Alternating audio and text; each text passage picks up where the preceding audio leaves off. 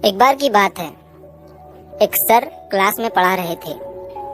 वो सभी स्टूडेंट से कोई ना कोई सवाल पूछ रहे थे। तभी उन्होंने देखा कि क्लास में एक बच्चा बहुत ही उदास बैठा हुआ था, मानो उसके साथ बहुत बुरा हुआ हो। सर ने भी उस बच्चे को कुछ नहीं पूछा और ना ही कुछ कहा, लेकिन 4-5 दिन तक ऐसा ही चलता रहा।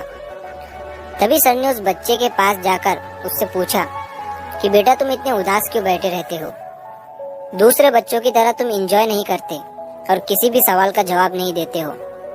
उस लड़के ने सर से कहा कि सर, मेरे अतीत में मेरे साथ कुछ बुरा हो गया था, इसी वजह से मेरा किसी भी चीज में अब मन नहीं लग रहा है। मैं कुछ भी कर लूं, दूसरे बच्चों की तरह खुश नहीं रह पा रहा हूँ।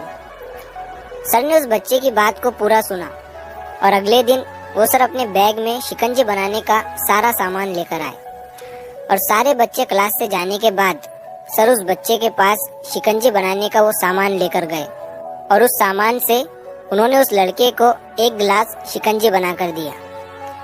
लड़के को लगा कि सर ये सब कुछ मुझे खुश करने के लिए कर रहे हैं। सर ने लड़के की तरफ शिकंजी का गिलास बढ़ाया और उसे पीने के लिए कहा। लड़के ने जैसे ही शिकंजी का एक जिप लिया तो उसे उस शिकंजी में नमक ज्यादा लगा। उसने सर से कहा कि सर, इस शिकंजी में नमक ज्यादा हो गया है। तभी सर ने उस लड़के से कहा, ठीक है, लाओ मैं इसे फेंक देता हूँ। लड़के ने सर से कहा, सर, इसे फेंकने की जरूरत नहीं है, अगर इसमें थोड़ी शक्कर मिला देंगे तो ये खुद ब खुद मीठा और अच्छा हो जाएगा। तभी सर ने उस लड़के की तरफ मुस्कुराते हुए देखा और कहा, यही सेम चीज मैं तुम्हें आज इस शिकंजी के जरिए समझाने आया था।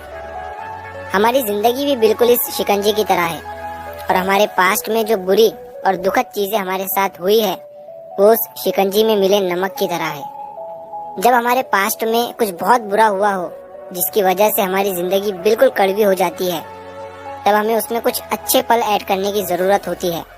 जिस तरह से शिकंजी में नमक ज्यादा हो गया था लेकिन उसमें शक्कर मिलाने के बाद वो मीठा हो गया, उसी तरह हमें भी हमारे बीते हुए कल को भूल कर उसमें खुशी ऐड करनी चाहिए, ताकि हमारी बुरी यादें हमारी अच्छी यादों से ज्यादा हो जाए और हमारी जिंदगी फिर से मीठी और खुश हो जाए।